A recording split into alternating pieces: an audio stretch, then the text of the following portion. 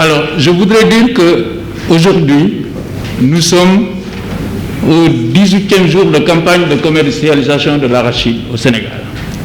18e jour. Je précise également que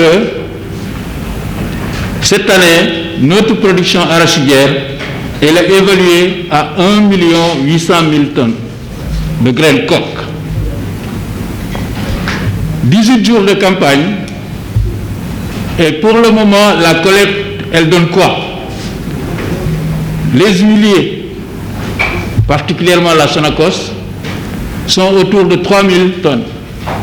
En ce qui concerne la collecte de semences certifiées, nous sommes autour de 2 000 tonnes. Donc on peut dire qu'à ce jour, environ 5 000 tonnes ont été collectées. Il a parlé de marché parallèle. Donc je vais essayer de faire un peu le point sur comment est organisée la campagne de commercialisation. La campagne de commercialisation, elle est préparée avec le Comité national interprofessionnel arachide du Sénégal, SENA, et le gouvernement du Sénégal. Cette préparation a donné lieu à quoi?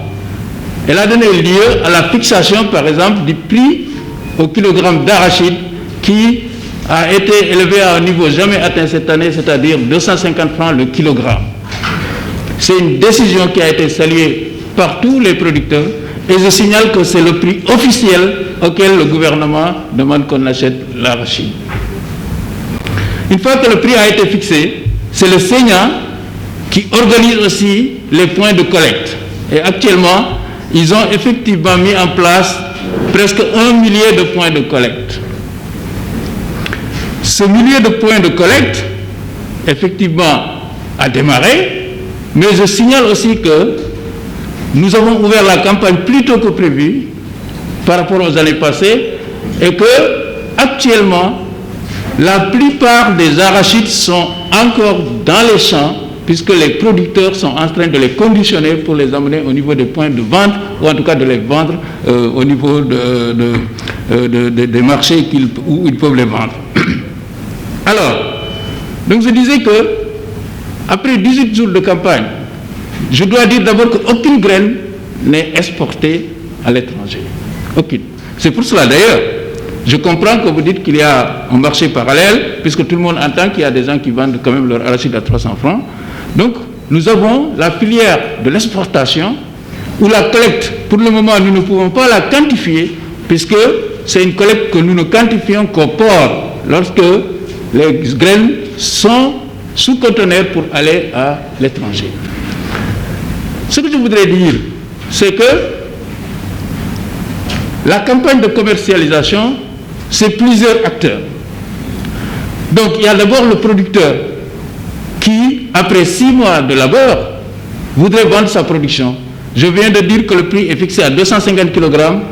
Et donc, nous pensons que cette année, le producteur, comme l'année dernière, il va pouvoir écouler sa marchandise et en tirer bénéfice.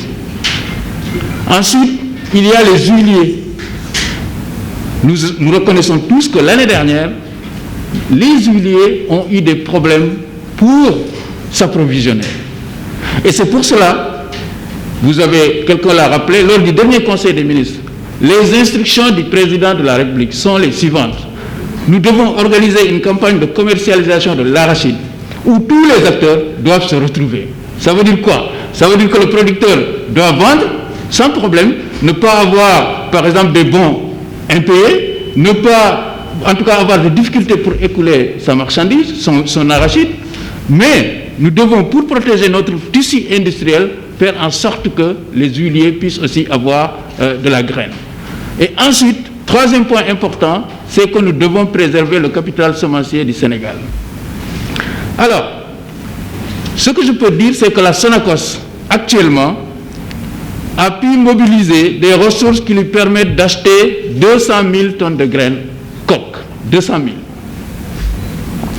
Actuellement au Sénégal, les services du ministère de l'Agriculture ont homologué 100 000 tonnes de semences certifiées d'arachide.